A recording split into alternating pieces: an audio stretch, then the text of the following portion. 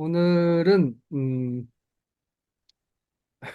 돌봄과 주거에 관한 공부를 할 건데요. 어떤 분이 그런 얘기를 하시더라고요. 돌봄이라고 하는 것에 대해서 이제 개념 정의를 하면서 주거를 중심축으로 해서 의료와 보건, 돌봄이라고 하는 것이 이렇게 싸고 있는 형태다. 이제 그렇게 표현을 하시더라고요. 그러니까 주거가 핵심적인 내용일 수밖에 없다. 이제 그런 의미일 것 같아요.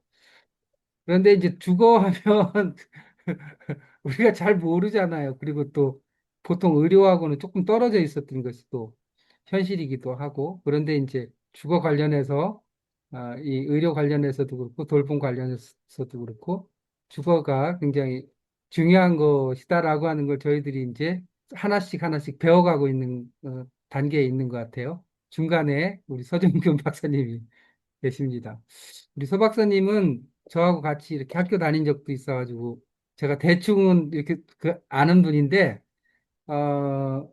우리 서 박사님이 참 존경스러운 것 중에 하나는 우리 서 박사님이 이제 학부에서 건축을 공부를 하셨단 말이에요. 근데 이제 건축하신 다음에 그 다음에 저는 뭐 구체적인 건 잘 몰라도 이렇게 학교 다니면서 보니까 주로 그 빈민층이나 어려운 사람들의 주거 문제를 집중적으로 연구를 해왔던 것 같아요. 이렇게 그 대학 때부터 해서 그 고민이 지금까지 쭉 어떻게 보면 이어져 온 거라고 보는 거죠. 그래서 복지와 만나는 거는 필연이었다. 돌봄과 만나는 거는 필연이었지 않았나. 그런 생각이 좀 듭니다. 그런 측면에서 보면 인생을 굉장히 이렇게 일관되게 자기 페이스를 유지하면서 어, 살아오시고 또 연구를 심화시켜 온 분이다. 이렇게 생각이 들고요. 책도 대부분 다 그래서 그런 어렵게 사는 사람들, 또 돌봐야 될 사람들, 그런 사람들에게 필요한 주거라고 하는 것은 무엇이냐라고 하는 것이 본인의 가장 핵심적인 화두인 것 같아요. 맞는지 우리 서진근 박사님 직접 말씀을 한번 들어보도록 하겠습니다. 큰 박수로 맞아주십시오. 박태순 박사님, 그, 늘 열심히 하시는데 또 오늘 또 초대해 주셔서 고맙습니다. 제가 감사하죠. 저, 저는 박태순 박사님하고 이렇게 저희 석사 같이 지낼 때 기억도 나는데 어쨌든 석사 끝나고 나서는 이제 한국도시연구소라는 음, 곳에서 이제 그때 이제 이야기했던 게 주로 빈민 중심의 주거 문제를 많이 연구를 했었고요. 그러고 있다가 중간에 한 9년 정도 외도를 했습니다. 음, SH공사에서 이제 주거복지 업무 한다고 거기서 한 6년 있었고요. 그 다음에 이어서 그 주택관리공단에서 이렇게 거기는 영구임대나 이런 임대주택 관리하는 회사인데 거기서 또 한 3년 정도 일했습니다. 그러니까 공기업 경력이 이제 하다 보니까 9년 정도 됐습니다. 그러고 나서 이제 끝나고 다시 돌아와서 이제 주거정책 다시 연구하고 있는데요. 지금 소속된 곳은 이제 시다지라는 조직입니다. 음, 거기는 뭐 연구를 전문적으로 하는 조직은 아닌데, 이렇게 맘 만드는 사람들끼리 이렇게 편하게 이렇게 연결돼서 활동하는 그런 조직입니다. 그렇고, 오늘 드릴 말씀은, 이 띄워놓고 예, 할까요? 예, 예, 그럽시다. 예. 예, 공유를 하면서 하겠습니다.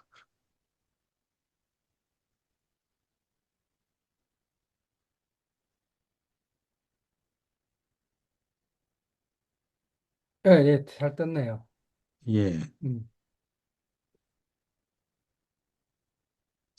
오늘 드릴 말씀은 돌봄과 주거인데, 아까 앞에서 말씀하신 걸 쭉 들어보니까, 약간 이제 좀 이론적인 거 빼고 현장 이야기나 최근 동향이나 이런 것들이 조금 더 추가됐으면 좋았겠구나 하는 생각은 좀 듭니다. 어쨌든 음, 그래도 이제 뭐 큰 틀은 그대로 유지하면서 내용을 살짝 살짝 바꿔가면서 말씀드리겠습니다. 음.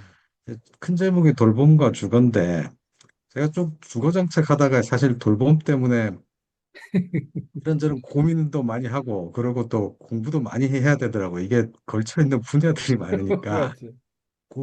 그쪽에 쓰는 뭐 말도 익숙해져야 되고 현장 상황도 잘 모르면 말해봤자 큰 영향이 없어서 음, 어쨌든 처음에는 복지 쪽 하다가 그 다음에 복지하면 또 그 안에 또 이제 뭐 장애, 노인 뭐 이런 영역들이 있어서 그렇게 하다가 의료도 공부하고 요양도 조금 들다 보고 하여튼 뭐 그렇게 하게 되더라고요. 근데 그쪽 영역을 그렇게 해도 뭐 하는 게 아니라서 늘 조금 아직까지 후달립니다.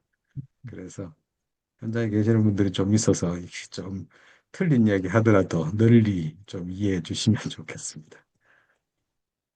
오늘 드릴 큰 주제가 이제 통합 돌봄이 어떤 변화 같은 걸 이제 만들어내는 것 같고, 그 안에서 이제 주거 정책이 어떻게 대응해야 되는가, 이런 것 중심입니다. 그러니까 제가 아무래도 좀 정책 연구를 하다 보니까 정책 이야기들을 조금 더 하게 될 텐데, 이게 그래도 큰 틀 이해하는 데는 도움이 좀 된다고 생각해서 그렇게 음, 말씀드리겠습니다.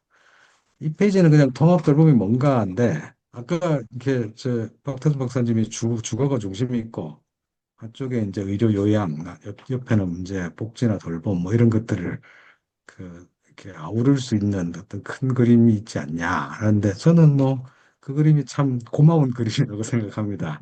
왜냐하면 이제 통합돌봄 안에서 주거가 사실 조금 약하잖아요. 음, 그래서 이제 정책에서 좀 빼먹고 가는 경우들이 많은데, 근데 어쨌든 이 정책이 추구하는 게 이제 아파도 뭐 장애가 있어도 병원에 시설에 안 가고 자기 집이나 동네에서 쭉 살 수 있도록 하자. 이런 게 목표고. 그래서 그런 정책을 도대체 누가 필요하는지 잘 보고, 이제 어떤 정책을, 프로그램을 잘 개발해서 연결할 건가. 이런 것들이 핵심 내용인 것 같습니다.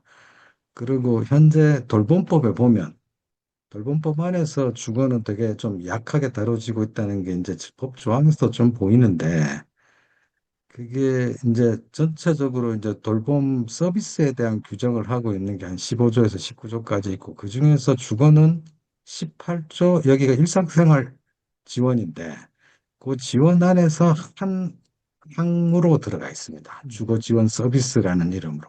사실 개념도 좀 애매합니다.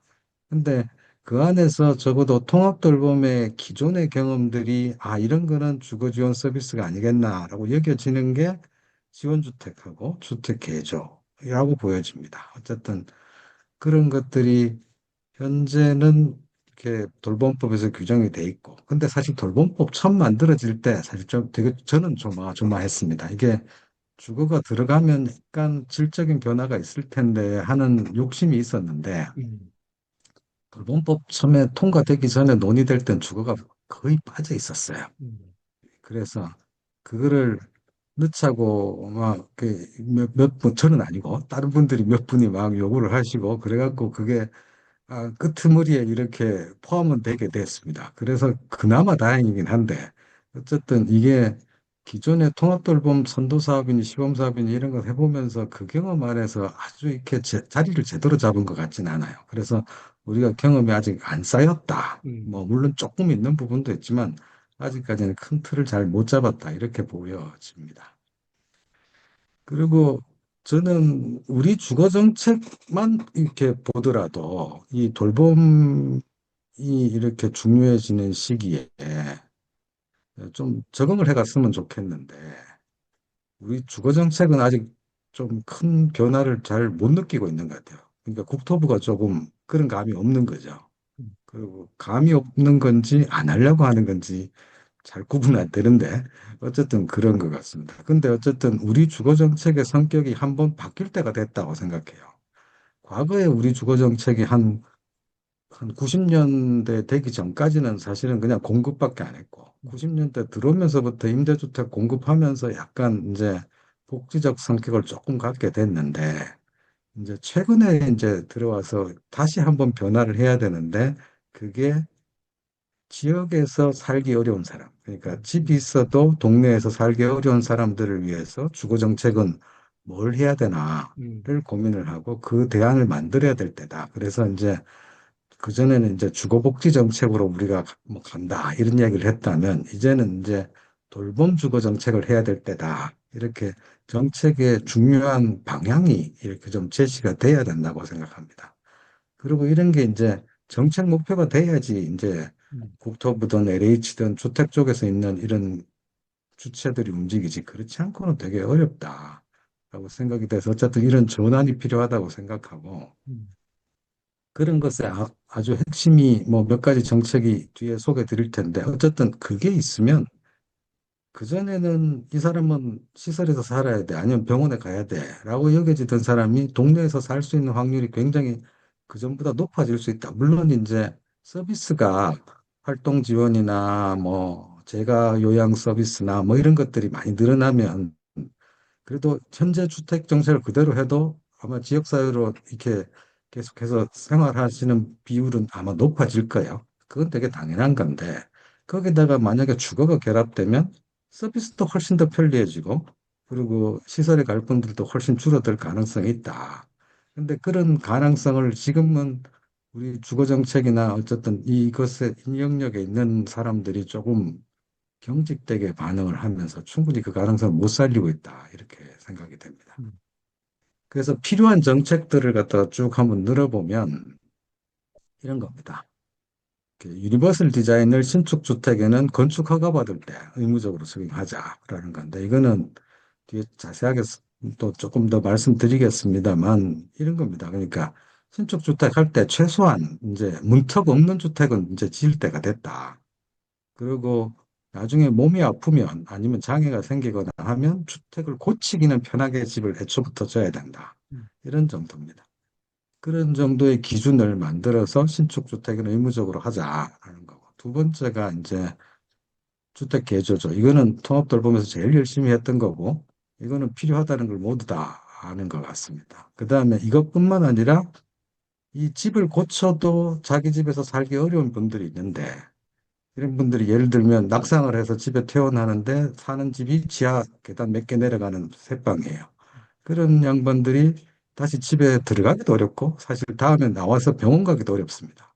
그래서 그런 분들은 좀 엘리베이터 있는 집 아니면은 뭐 아예 1층에서 편하게 이제 단 계단 없는 집 이런 집으로 이사를 시켜주자. 그런 걸 공공임대주택을 활용을 해서 이사를 보내주고.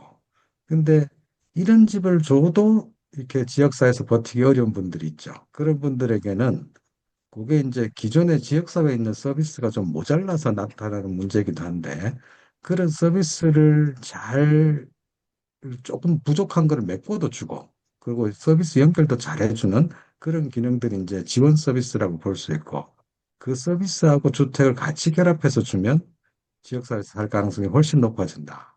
그래서 주택 개조 같은 경우는 기존에 살던 집에서 계속 사는 거고 그다음부터 주거 이전이나 지원주택은 동네에서 다른 집을 제공을 해서 그렇게 살 수 있도록 하자는 거고 그다음에 일상적인 관리를 조금 돕기 위한 간편 집술 이런 종류의 서비스도 있고요. 그리고 또 상담 이런 것들이 아마 있을 텐데 저는 이 중에서 제일 1, 2번을 꼽자면 주택 개조, 지원주택이라고 여겨지고 그리고 또 꼭 당연히 해야 될 거라고 여겨지는 게 맨 위에서 유니버설 디자인부터 주거 이전 지원까지 한 네 가지 정도는 꼭 해야 되는 거다.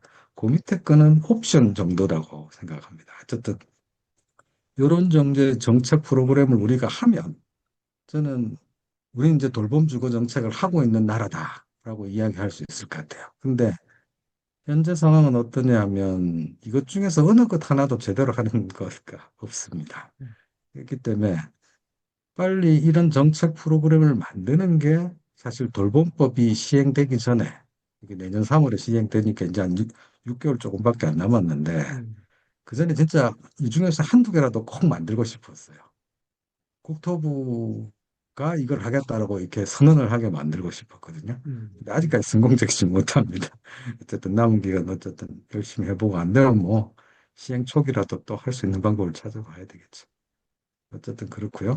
음, 근데 이제 이거는 우리나라 공공임대주택 예산추이 이야기 나왔는데 이게 표가 이제 좀 들락날락해 보이긴 했습니다만 이거를 갖다가 한 지난 한 30 몇 년까지 쭉 들여다보면 우리나라가 공공임대주택 공급은 한 89년부터 시작을 해서 굉장히 꾸준히 많이 하는 나라입니다. 음, 그러니까 뭐 서구 같은 경우는 한 80년대 들어서 이제 뭐 민영화 이런 거 하면서 임대주택 팔아먹고 그래갖고 나중에 그게 한 2, 30년 지나고 나서는 홈리스 늘어나고 하여튼 굉장히 곤욕을 치렀는데 우리는 그래도 1년에 뭐 많이 할 때는 한 10만 호 이상 이렇게 음, 임대주택들을 갖다 쭉 공급을 해온 역사를 갖고 있어서 그게 한 30년 정도 축적된 건 저는 되게 굉장히 큰 자원이다라고 생각합니다. 이게 만약에 없었다면 어떻겠을까? 생각해보면 사실 조금 무섭습니다. 음, 어, 어쨌든 그런데 이게 최근에 이제 윤석열 때 좀 많이 짜그라들고 이래가지고 또 약간 이렇게 힘들긴 한데 다시 뭐 새로운 정권 때 이제 약간 올라가지 않을까 뭐 이렇게 기대는 하고는 있습니다. 그렇고 근데 아까 그런 게 굉장히 중요한 자원으로 쓰입니다. 이제 공공임대주택을 우리나라가 연간 한 10만 원씩 공급하니까 돌봄과 관련해서 정책에다 이만큼 쓰자. 여기가 제일 급하다. 이런 요구를 하는 게 가능할 것 같아요. 그렇지 않으면 사실 써먹을 수 있는 자원이 그렇게 없으면 그것도 되게 어려울 것 같다 싶습니다. 그다음에 두 번째 말씀드리고 싶은 게 이제 우리 이제 뭐 노인이나 장애인이나 이런 분들의 주거 상황을 간단하게 말씀드릴 텐데 이거 주로 이제 전반적인 것보다 이제 대체로 이제 통합 돌봄의 대상이 될 수 있는 분들에 대한 사정인데 우리나라는 그 요양병원이나 시설에 일반 평균적으로 22개월 정도는 생활하다가 돌아가신다. 그러니까 상당히 이게 긴 기간인 것 같습니다. 그리고 요양병원은 되게 우리 사회에서 되게 특이한 형태의 노인들의 주거 형태고요.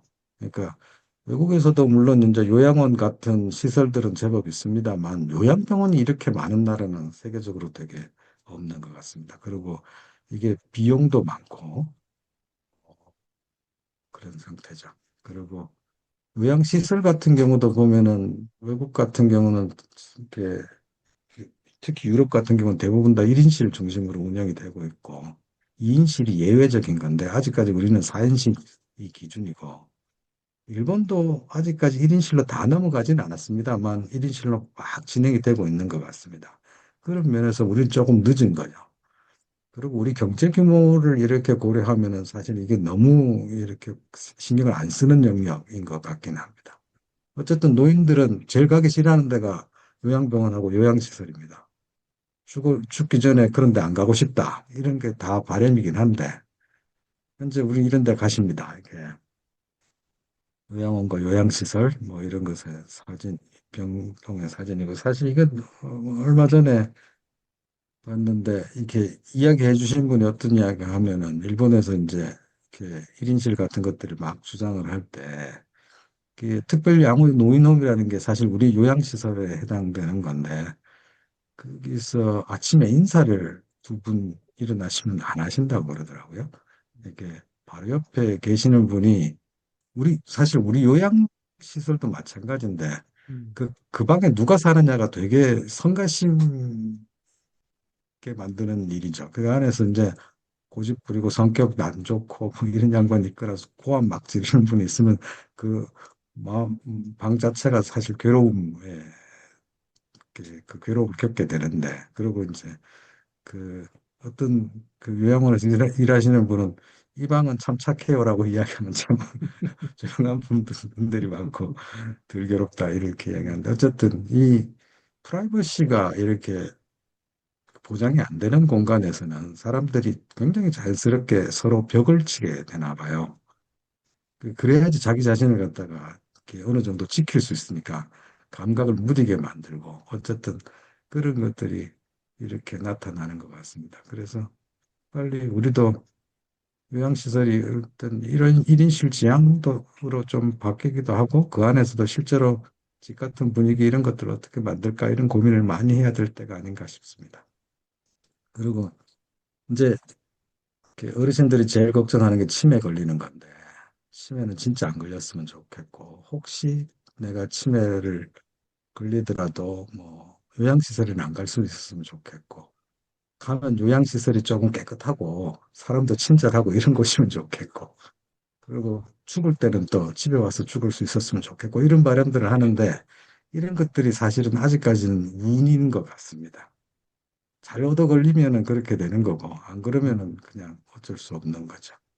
현재 그런 상태인데 저는 이게 운으로 안 남아 있고 우리도 이제 어느 정도 보장이 된다. 이 정도까지는 보장이 된다. 이런 것들의 기준 같은 걸 만들고 정책을 해야 될 때가 아닌가 싶습니다.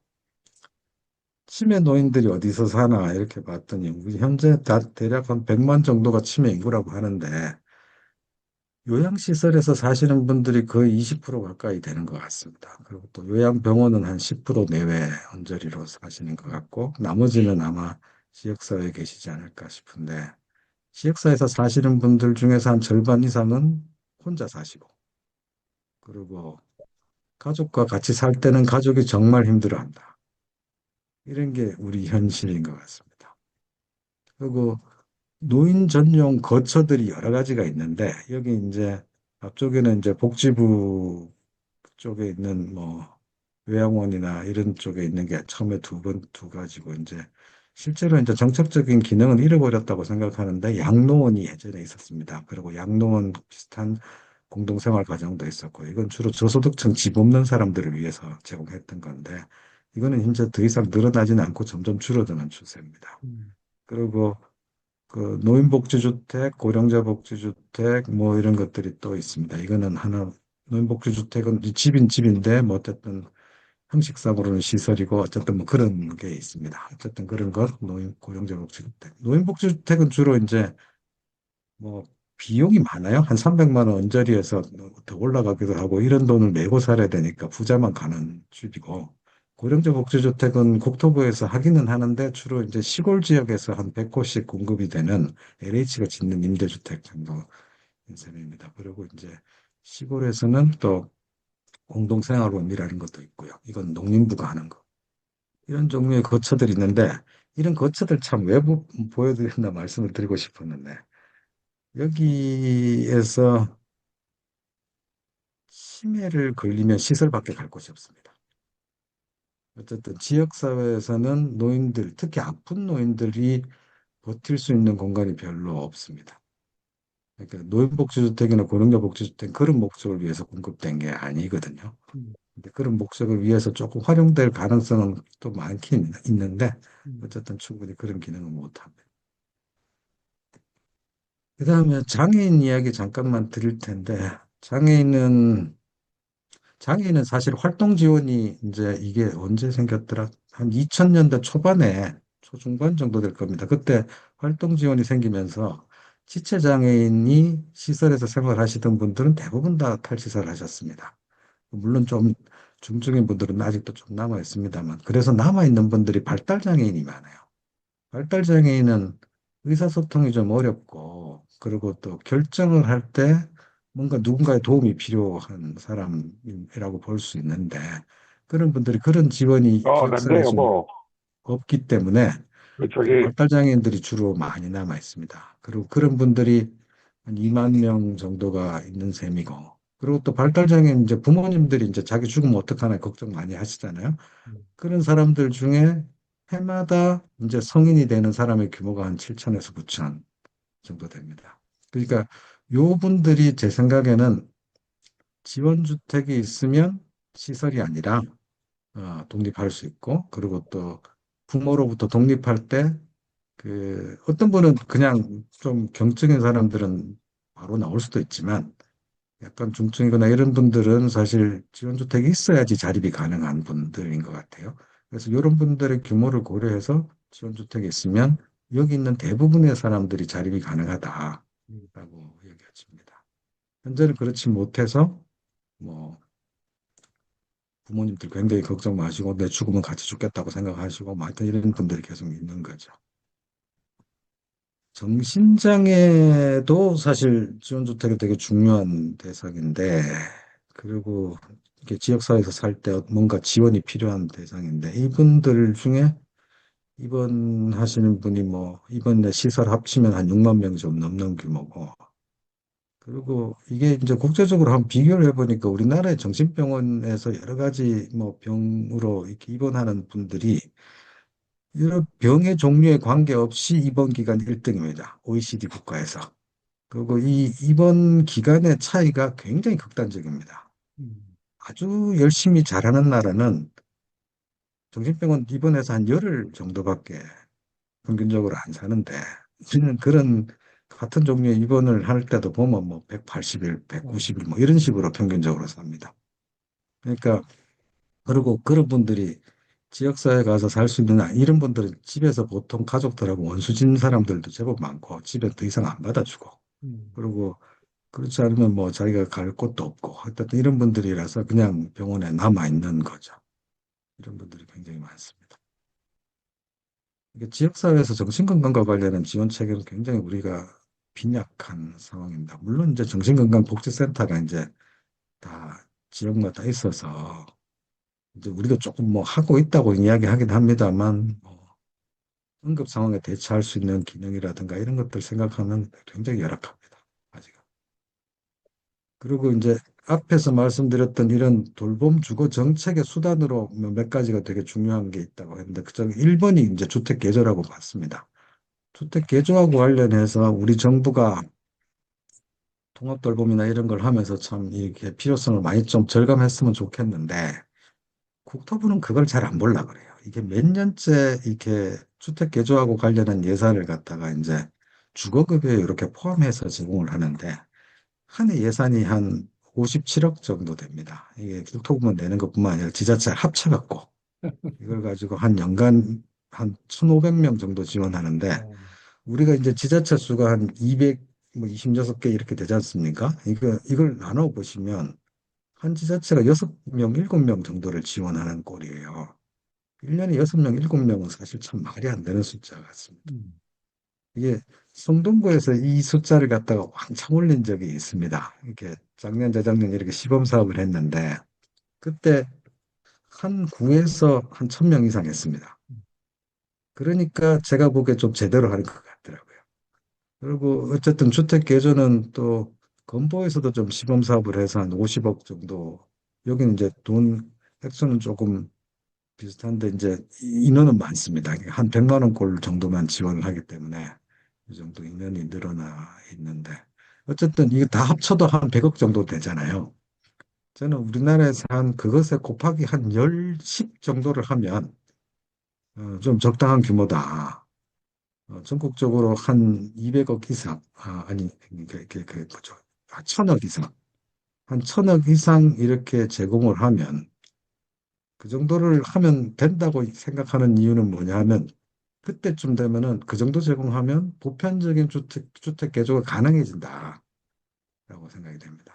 그게 뭐냐 하면 이게 어떤 분이 저기 낙상을 했어요. 그리고 병원에 입원을 했다가 퇴원을 하기 전에 그분 집에 가서 적어도 이제 미끄럼 방지는 이렇게 화장실에서 그 바닥도 좀 바꿔주고 손잡이도 좀 설치해주고 뭐 이렇게 턱도 필요하다면 약간 까주고 이런 정도의 공사를 한 다음에 집에 돌아와 버리면 그분이 사고가 날 확률이 굉장히 줄어듭니다. 외국에서 일반적으로 주택 개조를 해서 이렇게 집에 보내면 다시 입원하는 확률이 되게 준다. 이게 이제 통계적으로도 나와 있고 그리고 또 그렇게 하는 게 돈을 절약하는 길입니다. 이게 그런 분들이 다시 아파갖고 이렇게 응급실 입원하면은 의료비 지출이 굉장히 크니까 사회적으로 그런 부담을 줄이기 위해서 무조건 주택 개조는 필요하다 싶으면 다 해주자.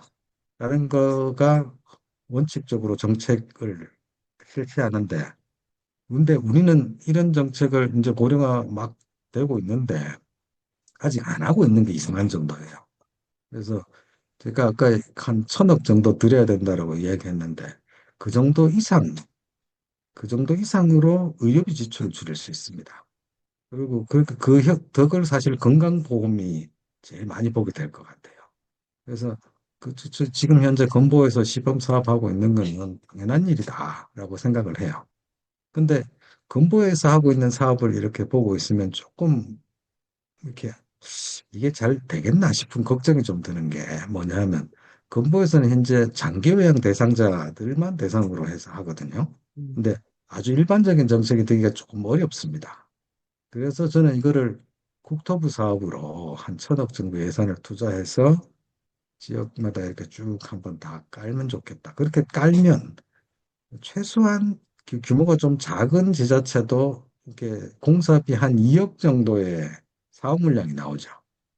한 2억 정도 사업 물량이 나오면 저는 그게 뭐가 가능하다고 생각하냐면 동네에서 이제 필요한 사람들이 있으면 우리 집에 와서 한번 이렇게 검토를 하고 뭘 내가 지원받을 수 있는지 이렇게 평가를 해달라. 이렇게 음, 그런 사람을 둘 수가 있는 것 같아요.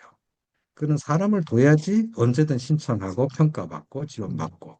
그래서 한 한 2주 안에 이렇게 딱 공사를 해서 그 집으로 다시 들어가고 하여튼 이런 게 가능할 것 같아요. 그래서 그게 필요한 시기에 딱 맞춤형으로 받을 수 있는 체계인데 그런 체계를 갖추는 게 이거 주택 개조하고 관련해서 되게 절실하다. 음, 그걸 하려면 적어도 최소한 예산이 그 정도 규모는 필요하다라고 생각이 됩니다. 음, 이거는 사실은 제 생각에 국토부가 쓰는 예산 중에서 큰 돈도 아니라고 생각합니다. 그래서 이거는 하고도 뭐 여러 번 남았어야 되는데 아직 안 하는 건 정말 답답한 노릇이죠. 두 번째 꼭 해야 될 게 지원주택이라고 여겨지는데 저는 지원주택은 설명을 하기를 이제 공공임대주택 같은 주택을 저렴하게 제공을 하고 거기다가 서비스를 같이 결합해서 어, 그전에 못하던 일을 하는 건데 이 그전에 못하던 일이 뭐냐면 이런 식의 두 주택과 서비스가 결합된 그런 형태를 공급을 하지 않으면 어떤 분은 시설이나 병원 아니면 거리에서밖에 못 사는 분들이 많이 있습니다. 그런 분들의 문제를 해결할 수 있는 방법이다. 그런 분들에게 지역사회에서 살 수 있는 기회를 제공할 수 있는 수단이 이 두 가지 종류의 자원이 한꺼번에 결합된 방식이다라고 생각이 됩니다. 그리고 지원주택을 하자고 그러면서 이제 이렇게 집과 그 서비스가 결합됐다 이런 걸 이야기했을 때 사람들이 좀그 그룹홈이나 뭐 체험홈이나 이런 식의 이렇게 임시적인 어쨌든 거처들도 있는데 이런 거처도 마찬가지로 집도 있고 서비스도 있는 거 아니냐. 그것하고 같은 거 아니냐라고 이야기하시는 분들이 좀 있습니다. 근데 그하고 좀 다르다라고 이야기하는 건 지원주택에 들어가면 어떤 종류의 서비스를 받을지를 당사자가 결정을 하고 그걸 안 받아도 그 집에서 나가야 될 이유가 없습니다. 왜냐하면 그 사람이 임대주택 사업자하고 직접 임대차 계약을 하기 때문에 그 임대사업자가 안 쫓아내지 않는 한 서비스를 공급하는 주체가 이 사람들한테 쫓아내지는 못합니다. 그래서 이제 이런 거야말로 선택권이 보장이 된 그리고 또 독립적인 생활이 가능한 주택이다. 라고 여겨져서 지원주택은 가능한 그런 원칙을 지키면서 운영을 하도록 하자라고 이야기하고 있습니다. 지원주택 사업은 사실 서울시에서 제일 먼저 시작을 했고요. 이렇게 제가 15년부터 SH에서 일했는데 그때부터 처음에 같이 하자고 했잖아요. 우겼습니다. 물론 그 전에 이제 한 14년, 15년 그때 될 때부터 사실 지원주택 하자고 사실 서울시 보고 좀 쫄랐는데 그때는 안 하더라고요. 그래갖고 SH 들어가서 그렇게 처음으로 이제 사업 계획 만들고 그냥 서울시 안 가도 우리는 간다 이러고 그냥 막 출발을 해버렸는데 그렇게 해서 한 사업이 이제 본사업 들어가고 본사업이 19년부터 이제 해마다 그때부터는 이제 서울시도 해마다 한 200호씩은 하자라는 목표를 갖고 쭉 했습니다. 근데 지금까지 한 게 한 845호인데 어저께인가 그저께인가 서울시에서 6호라고 그러더라고요. 846호 작년 말까지 했답니다. 음, 그리고 이제 분야별로 또 보면은 약간씩 진폭이 좀 있는데 전체적으로는 20년에 제일 많이 했고 그 이후에 이제 쭉쭉 떨어졌습니다. 그 22년부터는 확 떨어져 버렸는데 그때 이제 오세훈 시장이 들어왔을 때입니다. 음, 어쨌든 그 이후로는 쭉 낮은 숫자로 쭉 가고 있고 그리고 또 노인 분야는 보면 한 해 달랑하고 말았습니다. 노인 분야는 사실 그 안에 좀 사연이 좀 있는데 음, 그랬고 다른 분야들도 보면은 뭐 정신적으로 쭉 유지되고 있습니다만 다른 분야는 이제 좀 확 올랐다가 좀 떨어진 현재 그런 상황입니다. 사실 서울시가 지원주택 좀 싫어합니다. 도시장 들어오고 나서 이제 지원주택 사업을 갖다가 주택 쪽 안에서는 이거 좀 괜찮은 사업이네 뭐 이렇게도 생각을 했는데 이제 음, 이게 여러 영역이 한꺼번에 걸쳐 있기도 하고 이렇게 의회에서 예산 통제를 막 하다 보니까 예산 깎으려고 막 난리를 치는 바람에 어쨌든 이런저런 어려움을 겪고 있습니다. 음, 그 어려운 자세한 내용은 좀 생략하고요. 그리고 이런 것 말고 서울시 말고 경기도도 조례 만들어서 지원주택 최근에 공급을 하고 있습니다. 아직까지 숫자가 많지는 않아서 이제 현황을 말씀드리기는 좀 못합니다만 주로 장애인 중심으로 지원주택 사업을 지금 하고 있고 장애인 말고 노인 분야가 중심이 됩니다만, 이제 통합돌봄에서도 이제 케어 안심주택이라는 이름으로 지원주택 사업을 했습니다. 그리고 이게 숫자가, 복지부 쪽에서는 한 800호 정도 된다고 이야기를 하던데, 사실 그거는 저는 안 믿어지고요. 그리고 그 안에서 이제 뭐, 지금 현재, 얼마 전에 이제 국정기획위원회에서 지원주택이라는 용어가 이렇게 들어갔죠. 들어가고 그 사업을 복지부 쪽에서 이제 어쨌든 최종적으로 한 1,500호 정도의 지원주택 사업을 하겠다라고 이야기를 했습니다. 그게 그러면서 그 안에 중간집, 그러니까 퇴원 환자들이 갈 수 있는 음, 어쨌든 뭐 한 석 달, 여섯 달 이렇게 생활하는 그런 거처들을 음, 중심으로 지원주택 사업을 하겠다 이렇게 이야기는 했습니다. 음, 그리고 그것과 관련해서 이제 돈을 어떻게 만들까가 사실 복지부 현재 고민이긴 합니다. 음, 내년 예산 못 땄다고 들었습니다. 근데 서비스 예산이요. 음, 근데 집은 뭐 LH부터로부터 받을 수 있지 않을까 이렇게 짐작하는데 제 생각에는 중간집이 그만큼 확대될 거라고 기대는 안 들고 그중에서 1,500 그중에서 아마 일부가 될 것 같긴 한데 서비스 예산을 갖다가 만들려고 어쨌든 열심히 뭐 뛰고는 있더라고요. 근데 예산 아니면은 민간 자원을 아마 결합하지 않을까? 이런 정도 짐작은 하고 있습니다. 어쨌든 그런 정도로 사업을 하고 있고, 그리고 또 이게 개인적으로는 복지부가 하는 지원주택 연구가 있는데, 중간집 연구가 있는데, 음, 거기 지금 저도 같이 하고 있습니다. 음, 뭐 책임은 다른 분이 하시는데, 어쨌든 끼어 있어서 그게 앞으로 어떻게 돌아가는지는 좀 잘 보면서 이야기를 할 텐데, 어쨌든 현재로서는 어, 복지부 쪽에서는 가능하면 그 모델을 올해 안에 좀 잘 만들어서 내년부터는 몇 군데라도 이제 특히 이제 공공병원 중심으로든 이렇게 연계시킬 수 있는 곳은 좀 확산시켰으면 좋겠다 이런 마음은 갖고 있는 것 같습니다. 이게 근데 어떤 형태가 될지는 잘 모르겠어요. 그러니까 이전에 케어 안심주택에서 뭐 중간집 형태로 했던 것들이 몇 군데 있었는데 이게 이제 통합돌봄 이렇게 예산 지원하던 게 뚝 떨어지면서 이제 문 닫거나 뭐 이런 데도 좀 있는 것 같고 그리고 이게 또 그렇게 큰 필요가 없는데 이렇게 공급된 데는 이게 꼭 퇴원 환자를 위해서만 써야 되나? 뭐 좀 긴급 주택이나 긴급 지원 주택이나 이런 걸로 다른 용도로 썼으면 좋겠다. 뭐 이렇게 용도도 약간씩 바뀌는 것 같고 음, 그리고 특히 이제 돌봄, 이렇게 퇴원 환자들은 서비스에 대한 필요가 또 크기 때문에 음, 음, 상대적으로 음, 그거를 갖다가 어떻게 제공을 해야 될 건가 하는 것과 관련해서 좀 예산도 걱정이고 그것도 효율성도 조금 더 떨어질 수 있어서 규모가 작으면 그런 걱정들도 하고는 있습니다. 이런 상황이고요. 어쨌든 그래도 이제 통합돌봄 하면서 케어 안심주택이라는 이름을 붙여갖고 여기 성격이 좀 애매하긴 합니다만 이게 이제 있었던 것도 어느 정도 지원주택이 확산되는 계기는 됐다고 생각하고 장애인 분야에서는 사실 좀 진전이 많이 됐습니다. 장애인 쪽은 장애인 자립생활 시범 사업이라는 걸 갖다가 시작을 해서 전국에 뭐 처음에는 한 10개 지자체부터 시작을 해서 좀 더 폭을 넓히면서 한 300명 가까이가 이렇게 그 시설에서 나와서 여긴 대부분 시설에서 나와서 자립생활을 했습니다.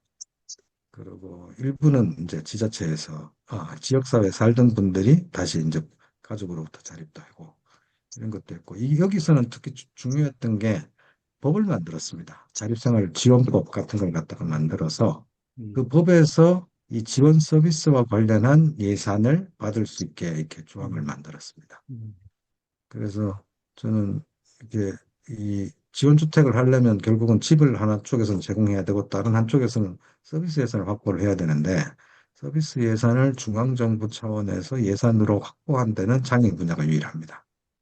어쨌든 이런 종류의 비슷한 루트를 아마 노인이나 정신장애인이나 이렇게 계속 따라가지 않을까 이렇게 짐작하고 있습니다.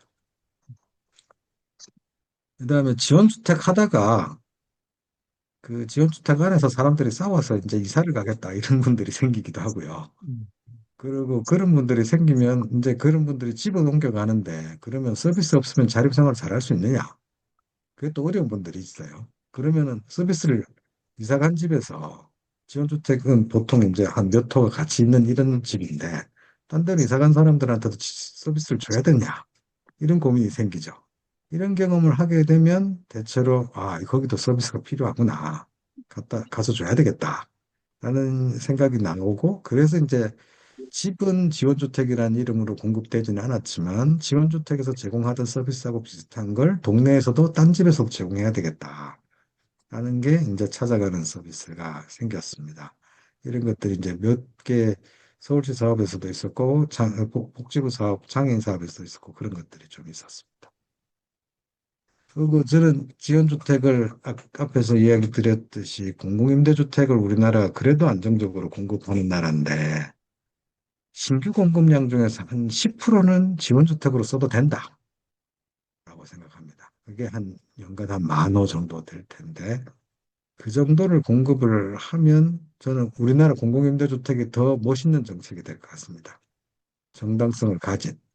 이게 물론 가난한 사람들도 이제 임대주택을 아주 절실하게 필요로 합니다만 지원주택 필요한 사람은 이게 없으면 진짜 시설로밖에 못 가거나 거리로 나앉거나 뭐 이럴 양반들이라서 어쨌든 이거는 정책이 되게 의미 있는 대상으로에게 먼저 집을 제공하는 방법이라고 생각이 되고요. 그래서 이 정도는 하자, 최소한. 국토부가 좀 이런 걸 하려면 좀 크게 제도도 한번 손도 보고 틀도 만들어야 된다라고 생각하고요. 그리고 서비스 예산이 지원주택을 해마다 한 10,000호씩 공급을 하기 시작을 하면 해마다 한 2,500명씩 인력이 필요합니다. 최소한. 어, 그 정도 인력이 계속 늘어나야 됩니다. 예산도 마찬가지로 늘어나야 되겠고. 그리고 제가 아까 서울시 사업에서 노인지원주택은 좀 91호 한 번 딱 공급하고 말았다고 말씀을 음. 드렸는데 이때 제일 그 제가 보기에는 제가 실수한 게 치매 노인을 위한 고려를 안 한 거였어요. 그때 서울시가 지원주택 하면서 제일 겁나했던 게 치매 노인 들어오는 거였거든요. 그래서 치매 어, 노인 들어오면은 이 사업이 이렇게 음, 서비스 수요가 많아지고 음, 이게 동네에서 사고도 날 가능성도 많고 그렇기 때문에 이건 못하겠다 겁나서 음, 음, 이렇게 이야기를 했고 결국은 그런 현실적인 필요 같은 게 있어서 사실 동의를 했었는데 그러고 나서 한참 지나서 이게 내가 잘한 건가 못한 건가 이게 고민을 많이 했어요. 고민하다 보니까 제가 잘못한 게 맞더라고요. 음, 이게 보니까 노인들이 요양병원에 가는 제일 큰 이유가 치매 때문이고 요양시설에는 거의 한 80% 정도가 치매 환자들이 들어 있는데 그 진짜 지역사회 자립생활 하겠다고 이야기해놓고 그분들이 지역사회에서 사는 거 보장한다 그래놓고 치매를 고려를 안 한 거는 진짜 잘못한 거더라고요.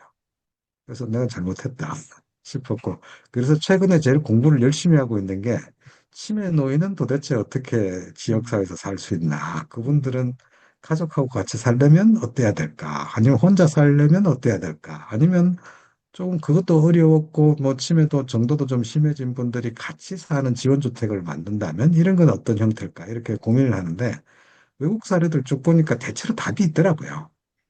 이게 보니까 치매가 좀 심한 분들은 치매가 좀 약한 분들은 이렇게 아주 낮은 수준의 서비스가 이제 지역사회 서비스를 잘 연결만 해줘도 되는데 치매가 좀 심한 분들은 일반적으로 보면은 이제 유닛 케어 모델이라고 그게 이제 작으면 한 대여섯 명부터 이제 많으면 한 9명 정도까지 사는 그런 각자 자기 방을 쓰는 그런 주택을 제공을 하고, 그리고 이제 거실이나 이런 부엌 같은 것들은 같이 쓰면서 제일 집 같은 분위기 같은 걸 만들어내는데, 그런 정도의 주택에서 살면 그 안에서 이제 이렇게 그분들을 이제 케어할 사람이 이제 늘 항시 근무를 하고, 뭐 야간에는 사실 좀 그런 몇 개의 단위가 있을 때는 이제 그, 그, 그 뭐냐, 안전을 지키는 사람들만 근무할 때도 있는데, 어쨌든 가능한 한 그분들 눈에 계속해서 볼 수 있게 하는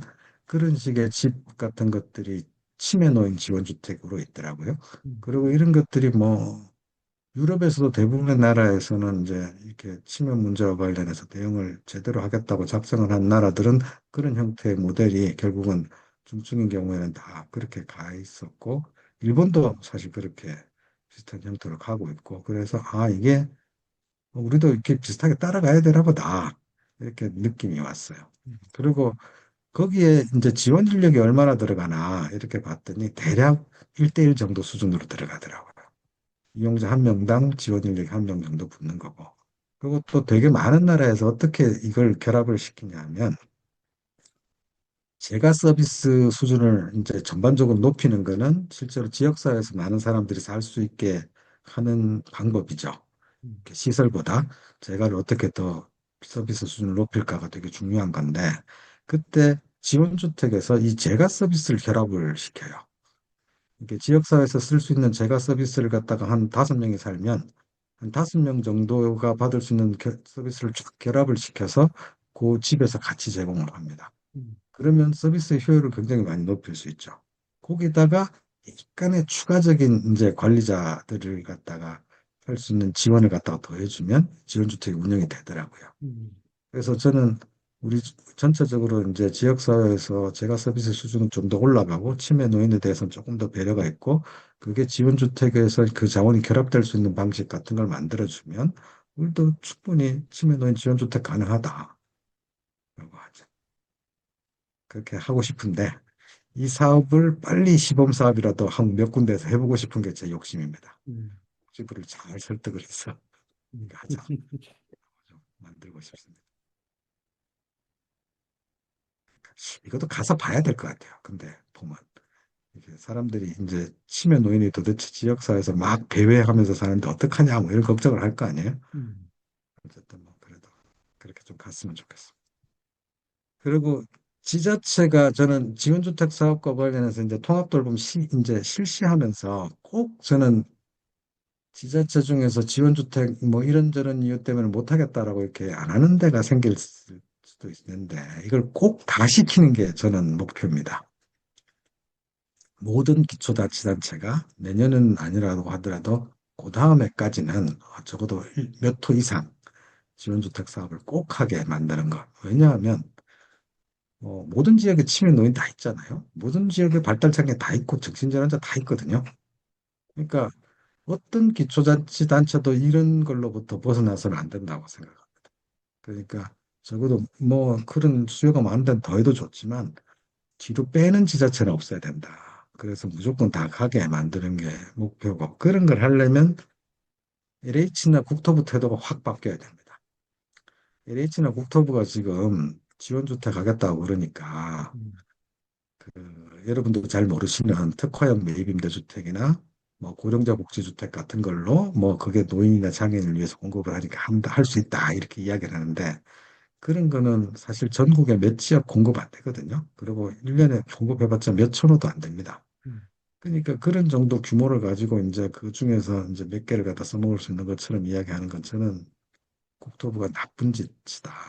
음, 그러니까 현재 공공임대주택도 보면은 모든 지역에서 다 공급 안 됩니다. 기초지자체 중에서 이제 농촌 지역은 임대주택이 공급이 안 되는 지역이거든요. 그리고 또 땅값이 너무 비싼데도 사실 공급 안 됩니다. 그래서 그런 지역도 사실 뭐 누구든지 돌봄 수요는 있기 때문에 모든 지자체에 다 공급될 수 있는 공급자들의 노력도 필요하고 그리고 또 마찬가지로 이런 주택은 제일 먼저 공공임대주택에서 지자체가 요구할 때 확보해 주어야 한다라는 식의 의무도 부여해야 된다라고 생각하고 어쨌든 지자체가 여기서 좀 역할을 제대로 해야 된다 싶습니다. 그래서 저는 바라기는 주거 이전을 위한 집, 지원주택 이런 것들을 적어도 지자체가 한 해에 우리는 한 20% 필요하다라고 미리 이야기를 하면 그거를 LH나 뭐 SH나 이런 공기업들이 미리 딱 확보를 해서 이렇게 제공하는 게 의무고 그렇게 제공을 해주면 지자체가 여기서 누가 들어갈 건지를 갖다 언제 들어갈 건지를 다 결정하게 이런 식으로 해서 역할을 좀 이제 임대주택 사업자로부터 좀 지자체가 넘겨받아야 된다. 라고 이야기했습니다. 그리고 이런 걸 하려면 꼭 법이 필요합니다. 서울시 같은 경우는 조례가 있어가지고 이 사업을 이제 서비스 예산하고 주택을 결합시킨 사업을 했는데 조례 없으면 이 사업이 안정적으로 추진되기 어렵고 마찬가지로 중앙정부도 꼭 법이 필요하다고 생각합니다. 그다음 또 다른 것 한두 가지만 더 말씀을 드릴 텐데 유니버설 디자인인데 유니버설 디자인은 이거는 신축주택에다 다 적용을 해야 되나? 이게 사실 유니버설 디자인 되게 외국에서도 유니버설 디자인 많이 합니다. 이게 신축주택에 대해서 최소한 이 기준은 지어라 라는 걸 일반적으로 하는데 우리나라 안 하는 것도 이상한 겁니다. 근데 여기 하면은 약간 이제 그런 게 공사비가 약간 올라갈 수 있죠. 엘리베이터도 좀 많이 설치해야 되고 그런 것들이 좀 필요한데 그런 거고 관련해서 저는 엘리베이터 설치와 관련해서 보조금도 줄 수 있다고 생각하고 그 공사비가 약간 올라가는 거는 우리가 감당할 수 있는 수준이라고 생각합니다. 그러니까 제 생각에는 한 5%에서 10% 정도 올라가지 않을까 이렇게 짐작하는데 그건 그렇게 대단한 거 아니다. 근데 이렇게 지어 놓으면 나중에 개조할 때 간단하게 할 수 있고 그래서 훨씬 더 이제 그것도 집을 옮겨야 될 필요도 없기 때문에 그 자원을 갖다가 나중 가서는 절약하는 셈일 것이다. 라고 음, 생각해서 빨리 했으면 좋겠다고 싶고요. 주거이동 지원 아까 쭉 말씀드렸던 그런 내용입니다. 그다음 관리 서비스. 이거는 뭐 전구 고치고 수도 고치고 이런 것들 노인 혼자 사실 때 그 해주는 서비스 해주면 안 해주는 것보다 훨씬 낫다. 이런 이야기. 그리고 이제 정책 프로그램에는 안 넣었는데 이게 요약만 잠깐 말씀드리고 싶은데 우리나라 요양시설에서 특히 이제 그 소규모 노인 그 의료 요양 공동생활 가정이죠. 이게 우리 요양원이라고 부르는 그런 소규모 시설 같은 건데 이 구인 이하죠. 이것과 관련해서 우리나라는 사실 그 사업이 정책 때문에 실패했다고 여겨집니다. 왜냐하면 이게 규모는 작고 돈은 덜 들이고 집원은 적으니까 이렇게 뭐 어쨌든 집 같은 분위기나 이런 것들을 만드는 거 불가능하고 그래서 시설하고 거의 같은 형태로 이용이 되는 그런 소규모의 이렇게 지역사회하고 결합되지 않은 형태의 요양원들인데 음, 어, 그러니까 일본에서 이제 치매 환자도 혼자 막 돌아다니는 이게 여기 사시는 분들 이제 여기 치매 환자도 있고 가족도 있고 이렇게 뭐냐 그, 그 여기서 일하시는 보호해 주시는 분들도 있는데 여기 계시는 분들이 이제 요리아이 숲이라는 이 요양원에서는 동네를 막 이렇게 나가신대요. 어르신들이 나가시면 그 직원이 뒤에서 이제 그냥 따라간대요. 어딜 가도 문을 안 잠궈 놓고 밖으로 음, 나가시면 쭉 쫓아가 어디로 가세요? 그러면 나 집에 가 뭐 이러고 가시고 가다가 이제 이렇게 버스 정류장 같은 데서 이제 앉아갖고 힘들하고 이렇게 쭉 쉬시고 있으면 혹시 피곤하지 않으세요? 물었다가 이제 차 한잔 하러 가시죠. 이러고 또 집으로 가기도 하고 다시 이렇게 하신대요. 음, 근데 그런 게 가능하려면 결국은 사람도 많아야 되고 자원봉사자도 많아야 되고 하여튼 그런 게 있는 거죠. 어쨌든 그런 기능이 가능한 그리고 또 그런 걸 하려면 또 개념이 또 좀 바뀌어야 되는 것 같아요. 예.